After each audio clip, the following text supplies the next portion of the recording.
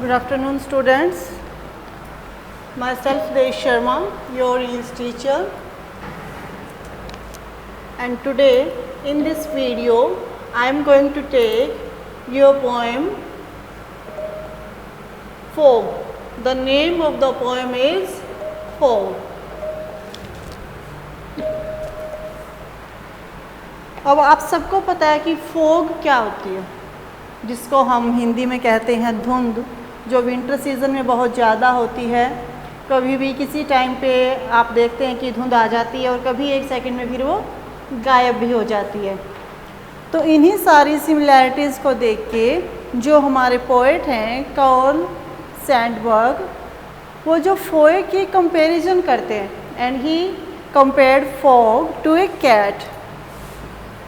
He compared fog to a cat, कि जैसे कोई कैट होती है वो साइलेंटली दबे पाँव धीरे धीरे कभी भी किसी भी जगह पे आ जाती है और फिर वहाँ पे जब तक उसका मौका नहीं लगता वो वहीं पे साइलेंटली बैठी रहती है।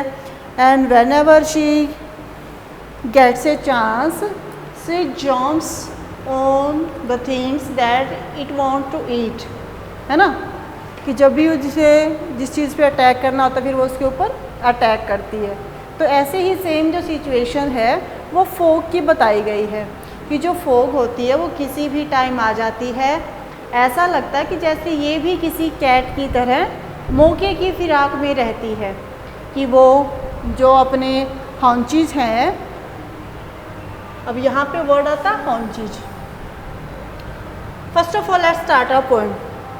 The fog comes on little cat feet. जो फॉग होती है वो कैट की तरह अपने छोटे छोटे पैरों पे आती है।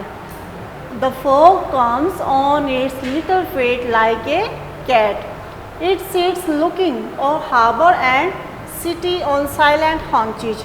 और ये हार्बर पे जो बंदरगाह होती है वहाँ पे और शहर पे चुपचाप बैठी हुई देखती रहती है। On haunches means sitting with knees bent, कि अपने घुटने मोड़ के वो वहाँ पे बैठी रहती है। And then moves on and when she gets a chance to go away it silently या सी silently goes away. So this is our poem. इतनी छोटी सी हमारी पोएम थी और इसमें कुछ लिटरेरी डिवाइसेस भी हैं जो आपको अंडरस्टैंड करने हैं ना। First of all there is metaphor. जो आपकी लिटरेरी डिवाइसेस है मेटाफोर, वो कहाँ है? अब कैट फिट के अंदर।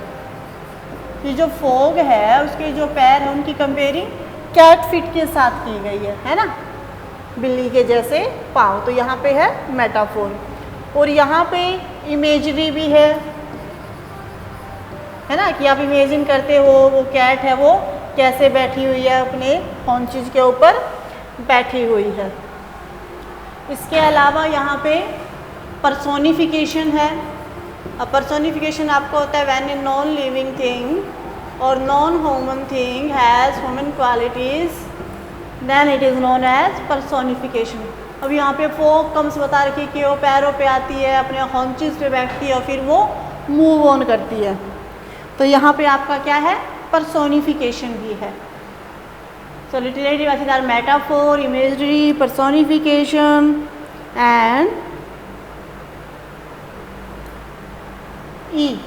यहाँ पे एजोनेंस भी है आपका, repetition of a vowel sound। E silent, silent में हॉन्चीज में यहाँ भी है हमारा, है ना। और यहाँ पे ट साउंड है, कॉन्सोनेंट्स है। So these were literary devices in this poem. This is a very easy poem. I hope you all have understood the poem. Thank you, students.